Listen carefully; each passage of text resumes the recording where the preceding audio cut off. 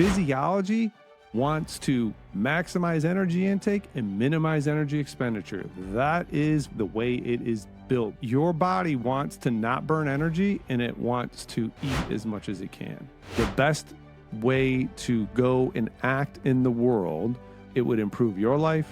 It would make the lives of people around you better, your family, your friends. But in the ultimate story, it would improve the lives of the local community around you. Change your stories and you change your life. Let me say that again differently. Change your stories and you change your future.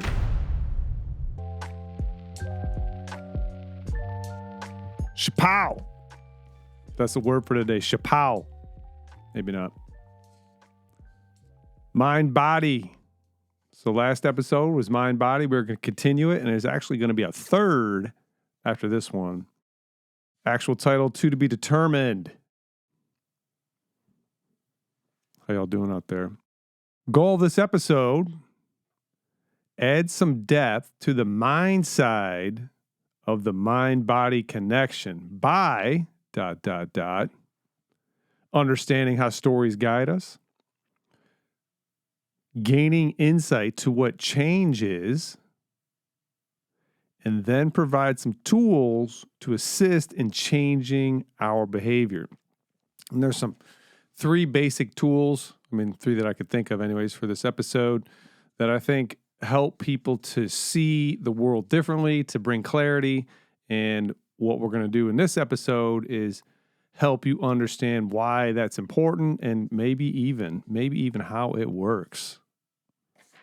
That is the goal of this episode. Outline of topics. We've got, per usual, we've got some updates. Excuse me. We're going to review the mind-body connection. So we're going to get that back in our thinking here. We're going to review that mind-body connection. Then we're going to cover what is a story. Then we're going to cover what is change. And then we're going to get into those 3 tools that I just mentioned really quick. 3 tools to help you see through your stories and change them, because that's ultra critical. That means it's really, really, real important. And then I'll have some final thoughts to close it out. This episode shouldn't be too long, but we'll find out. I haven't gone on any tangents yet, really. Just been covering what's been in the slides here. And I only have 9. We've been landing between 10 and 11. We actually landed on 9 today. So this could be a little bit of a shorter episode. All right, updates. Hold on. If you like shorter episodes anyways, I'll give you some applause for that. But it might not be, so...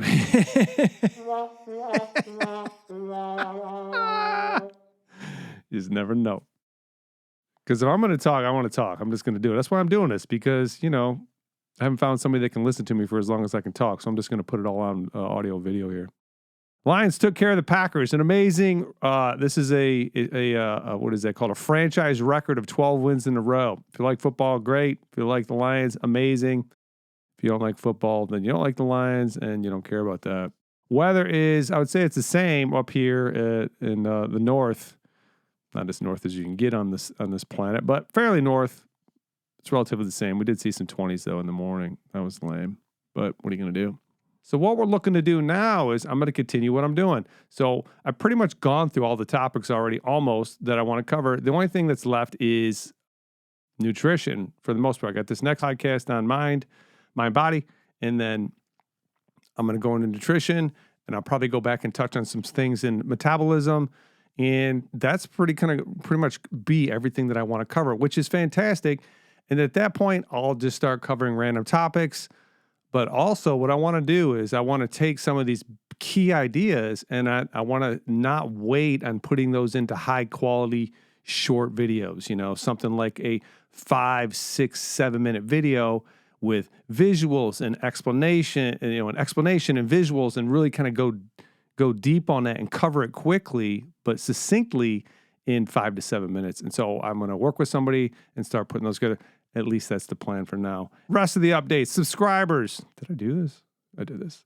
Email 62. YouTube went from 52 to 53. So still seeing growth in the YouTube. The Spotify went from 18 to 19, and the Apple moved. Apple's been on 17 for weeks now, and it went to 18. So seeing some movement there. Again, I have no idea how those platforms like grow. No idea. They must be just pushing stuff out without anybody knowing it.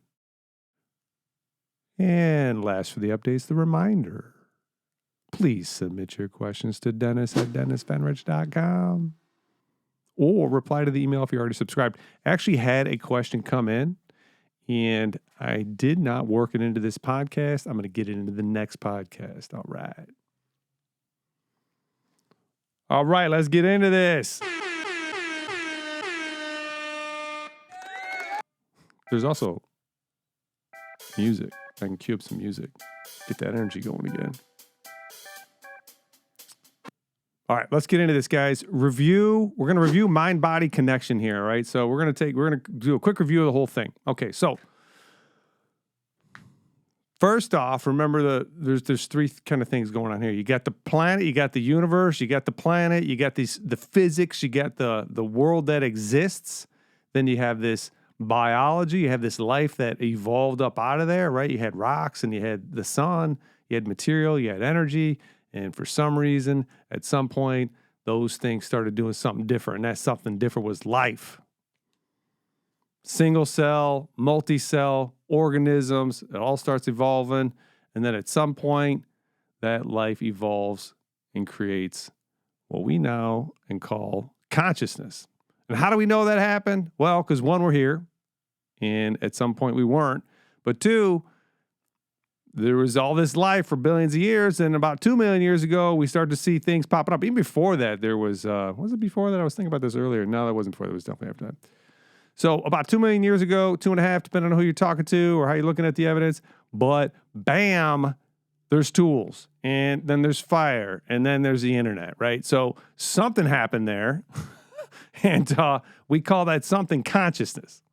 So you got the physics, you got the biology, and then out of that came this thing called consciousness and video cameras and internet and microphones and communication and all that stuff. It's about 2 million years ago. I jumped ahead. We have to add this in there. About 10,000 years ago, though, before the internet.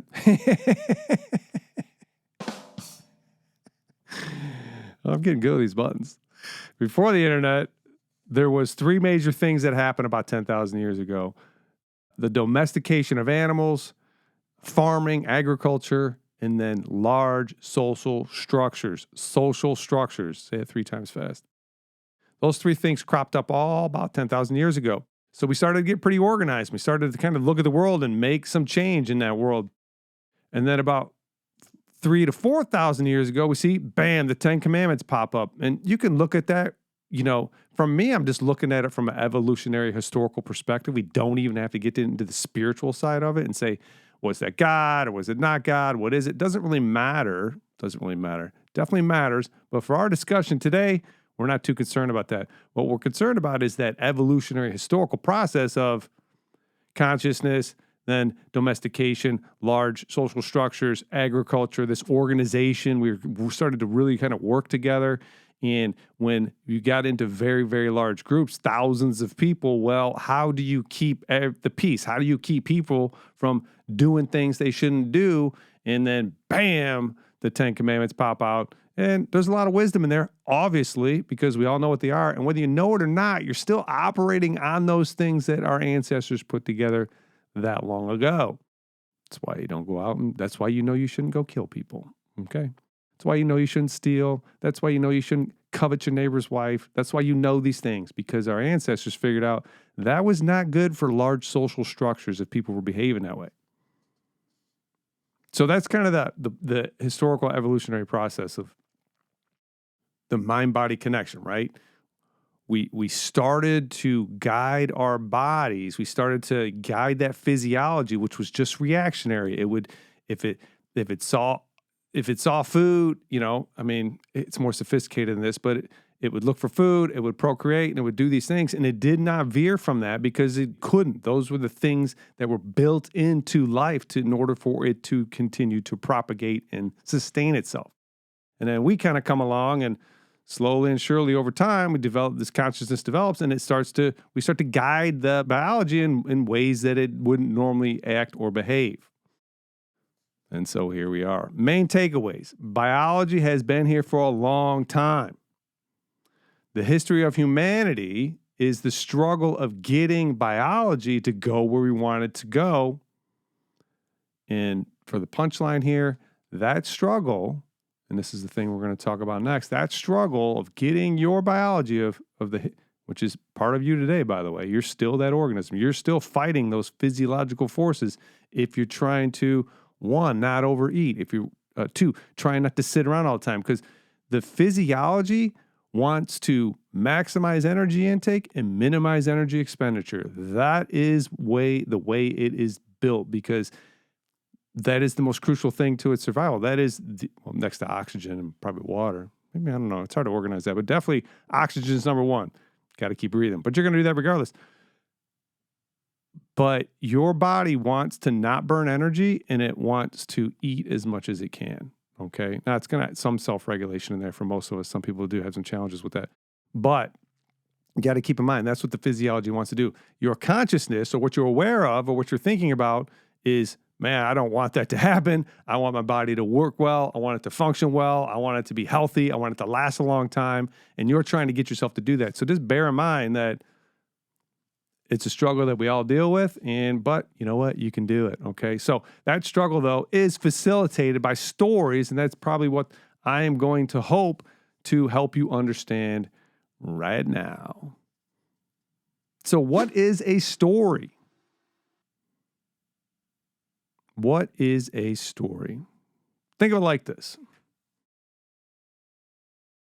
You got two things going on here, and this is going to come back to that whole physics and consciousness thing. There's a world out there, a world of reality, and then there's our interpretation of that world, or what we see or perceive to be happening. And a very important thing to understand is those two things are never in alignment. They're never 100%. Your interpretation of what's going on in the world is never 100% accurate. And that's because you're interpreting what you see, and there's a story that you're saying about it. And that story can be wrong. We've all been wrong at times in our life. For sure. Me probably more than most. You get no sound for that. Should I hit it?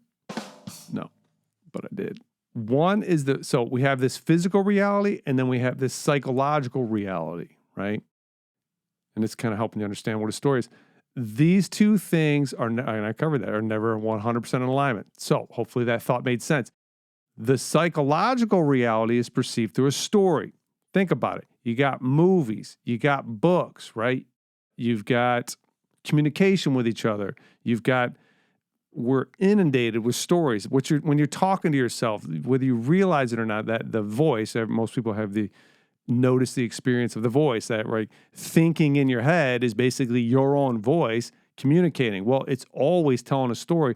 The really deep, wild thing to understand is those stories are actually embedded in your subconscious, and they are affecting how you think. That's why you shouldn't go kill anybody. That's why you have a conscience about stuff like that, because it's already built in there. There was a time when humans didn't give two rips about that. And if I could just go take your stuff, everybody thought that was, well, they probably didn't like it, but there wasn't nothing they could do about it. Anyways, so these stories are part of our lives. They're part of who we are. They're embedded in us.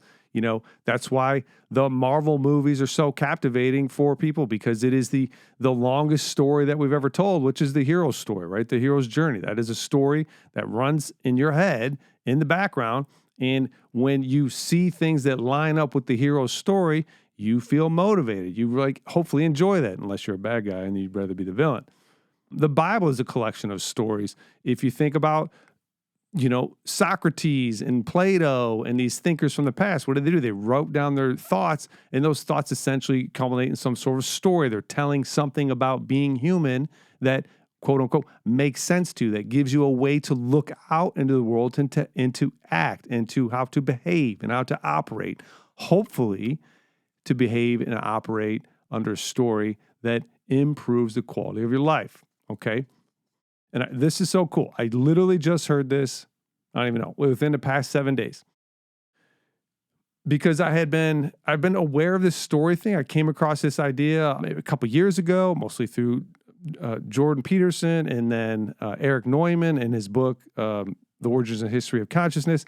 And these, what was I going to say before I got on a sidetrack? Simple story, already reduced things. Oh, yeah. So about 7 days ago, I don't even know, within the past week, I've been able to, I can sense when a story is effective, okay? And I've known for a long time that when I'm coaching people, if I want to help them change, I need to simplify what I'm saying down to a way that it makes it succinct and easy to remember and kind of, quote unquote, clicks with them. They get the aha moment. And I've never really been able to articulate why that is until I heard this thing, and it was perfect. And basically, the person had said, a simple story reduces anxiety and increases motivation.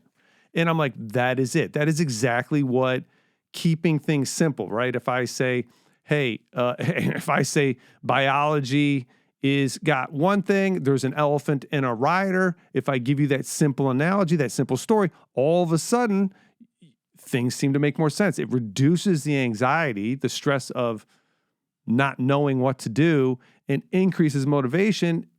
And so now you know what to do, so now you can go act, right? So stories are part of how your brain works, and they're just super critical. It's how you get clarity. It's how you bring yourself to lower your anxiety levels and increase your motivation. It's so succinct the way that was put. I'm going to remember it for the rest of my life, and hopefully you will too. Okay, so there's good stories and there's bad stories. I think this is pretty obvious. We'll say accurate and inaccurate. How about that? An accurate story produces a net positive outcome, right? So if you hear something, you hear the elephant and the rider, or you hear, let's see, what else have we talked about? We talked about metabolism a lot and try to get some simple stories in there as far as the most important thing is energy coming in, right? So that's a simple story, and you can understand that as far as the organism doesn't, all life needs energy, and if it doesn't have energy, then it's dead, right? So wow, that's a simple story. And all of a sudden you start to understand, I got to make sure I get enough calories in, right? Or if I'm taking in too much, this is going to have an effect of, maybe I'm putting weight on. Or if I'm training really hard and I'm not taking enough calories, maybe that's why I'm not getting the adaptations that I need, right? So as soon as you get that story in there, it produces a positive outcome. So an accurate story is going to produce a positive outcome. An inaccurate story is going to not do that, right? It's going to make your life, quote unquote, worse. It's going to bring some form of suffering. Like, hey, I got a story. Punching people in the face is fun. Okay, let me go apply that story. It's simple. You know what? Probably not going to be effective. Hey, drinking a case of beer, that's fun.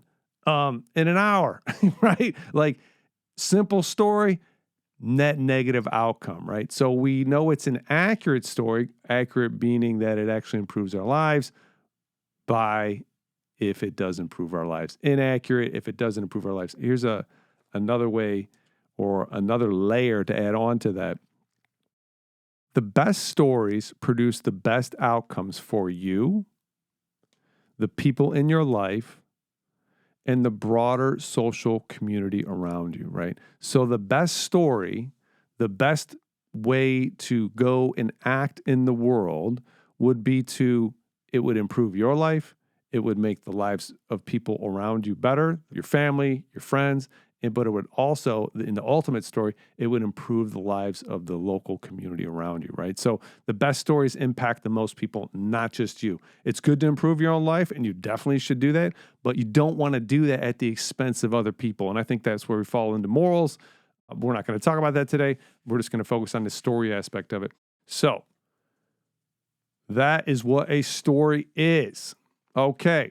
Now we're going to layer another piece of thinking in there, okay? What is change? And I tell this to people. This is one of my favorite coaching things, right? You've got what you want. Boom, boom. This is what I want. I'm holding the fist up if you're just listening. It's my left fist. And then you've got your behaviors. And that's my right fist. And in order to get what you want, you have to get your behaviors to line up. it's just things that you want and your behaviors aren't lining up with, well, you ain't going to get them, right? So change is getting your behaviors to line up with what it is that you want. And most people want a healthy, fit body. Well, okay, what changes in your behaviors do you need to make that happen, right? Stories are the things that guide your behavior. Okay, there is what you want. There is your behavior. Stories are the things that guide your behavior. I've said that a bunch. Change your story, change your behavior.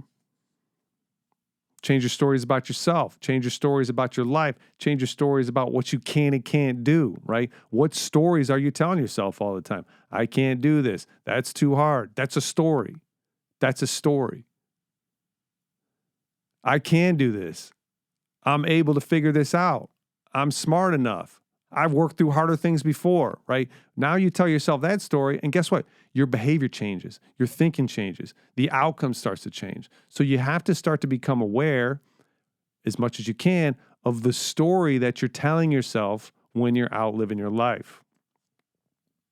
What stories do you tell yourself? Is there a different possibility? If you catch yourself saying something, that like not going to get you to what you want, not going to line up with you're not going to create the behaviors that you want to get what you want.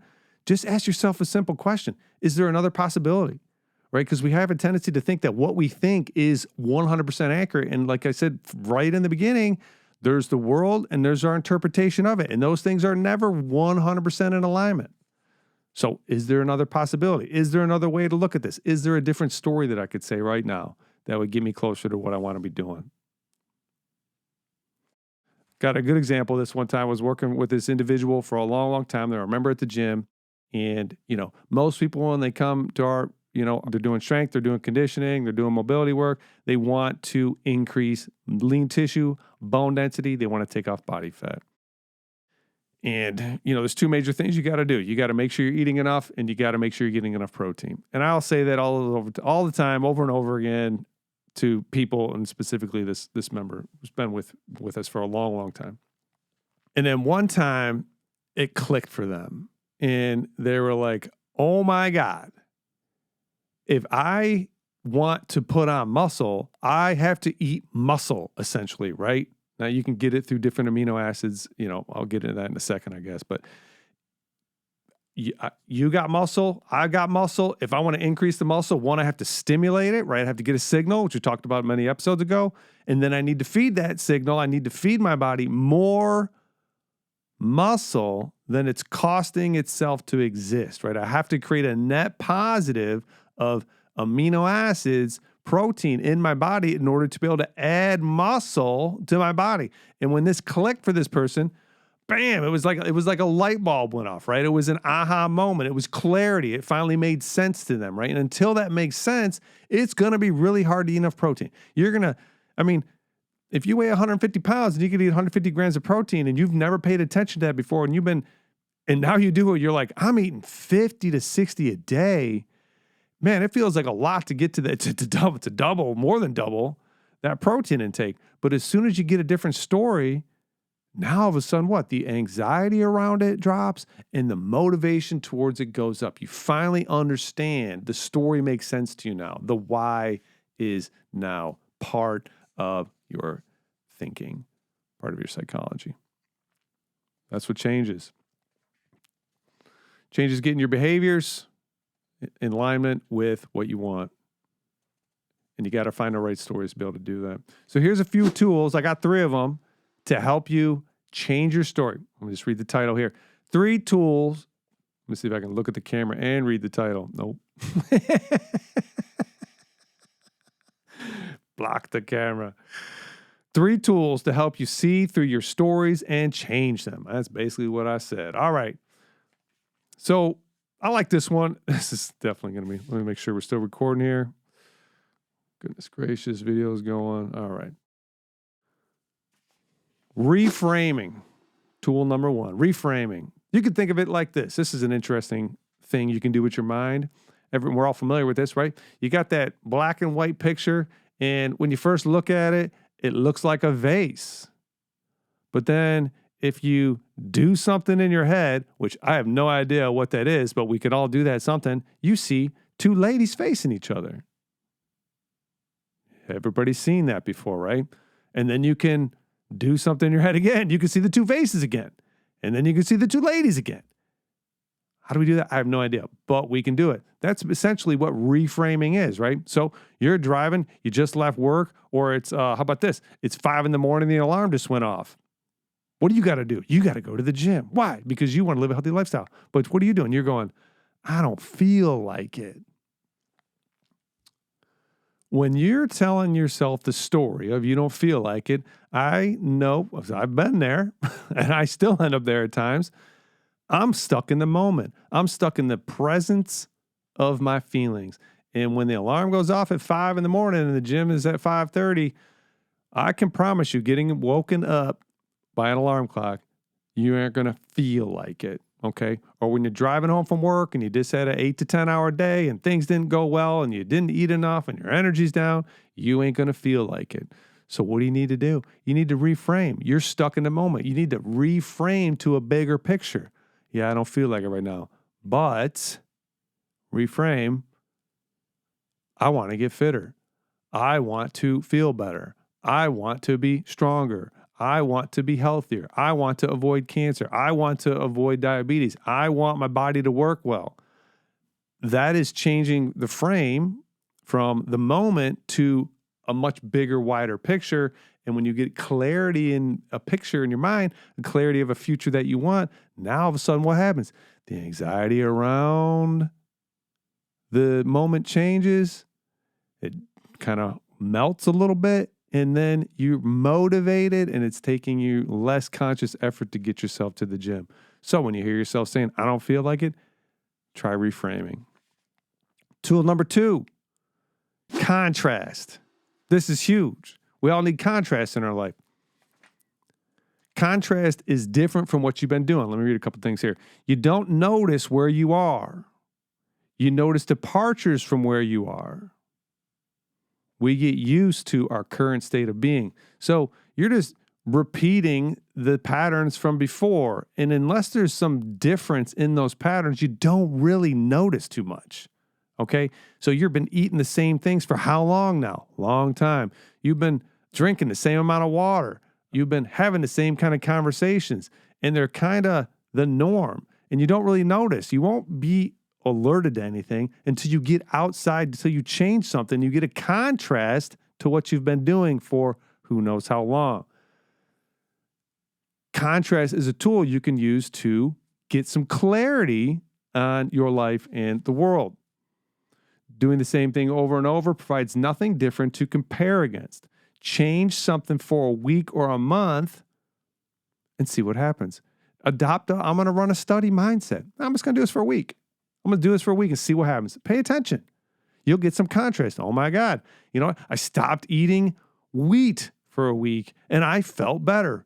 Crazy. There's some contrast, right? I felt better. I felt this way. I was kind of used to how I felt, but now I changed it, make it a change, and now I feel better. I went to the gym for the week and I felt like crap because I was so sore.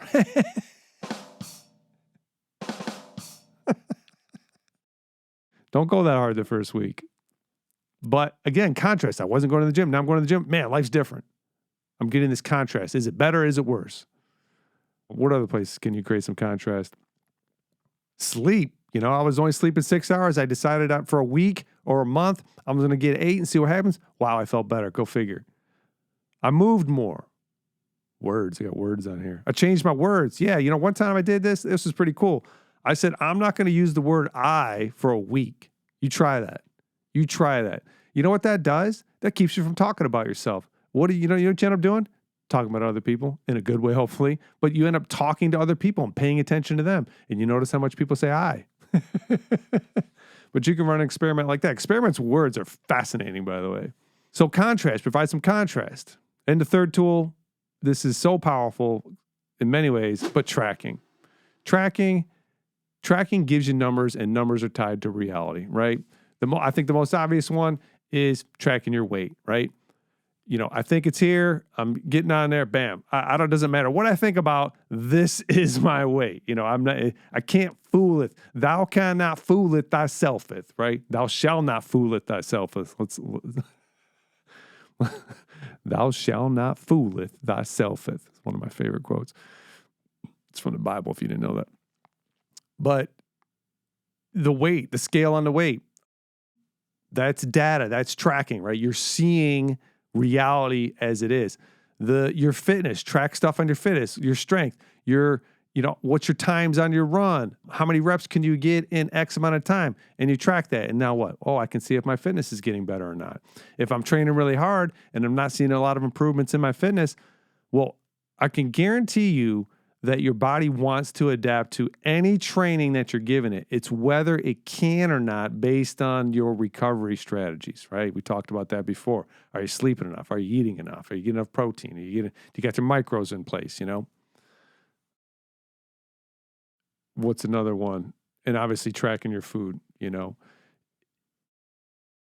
you think you're eating I'm eating pretty healthy. And then you track and you're like, oh my God. And then you're like, oh wait, I don't even want to put that in there. You're just in these patterns, and this tracking gives you these numbers, and these numbers are tied to reality. And it's a fantastic tool if you really want to change your behavior, change your story, add in some tools, and you're going to be golden. Over time, of course, everything with practice and consistency. Humans take a long time to change. Humans don't take a long time to change. Over millions of years, it's taking some time. Things are obviously speeding up, though, that's for sure. But let me get into some final thoughts here. Get a little drink of water. Some crickets. All right. Final thoughts, guys. Your biology has been here a very long time. Your biology. I know you think you're 26. Or you're 46, or you're 56. And your experience is that number. But your body came from a body, which came from a body, which came from a body all the way back millions and billions of years. This is mind-boggling. I still can't wrap my head around. I'm getting sidetracked. Long time. Your biology has been here a long time. You're riding around and something's been around for long time. Long time. Humans have been guiding that biology for millions of years. The ability to do the same is in you. It's been built into your makeup over those same amount of years. So humans have been guiding their biology with a story. That function, that capacity is built into you, and you can do it too. If you're struggling out there and you're like, I can't be consistent, one, it's because of that story, and I'm not exaggerating, but you can. Humans are tough organisms, man. We used to run down fields and watch Vikings. It's crazy what we used to do. We were strong, man. We've been through some tough times, and that is passed on through the biology in some way we don't completely understand right now since forever, basically. Let me tell you a story. One day, there was a person who wanted to change their life. So they battled and they fought and they bled until eventually they came out the other end a new person, victorious over the struggles and demons who had tried to hold them down. It was glorious. And they lived happily ever after with fitness, health, and longevity, and the ones they loved. That is a story that has been around for a long time, and it's your story. You can own that story. And I think many of you who are watching and listening are living that story. But if you're not, grab a hold of it and do it, because you can. Stories guide our emotions, our actions, our beliefs. Seeing the world differently, gaining clarity, and changing your stories is the goal. Change your stories and you change your life.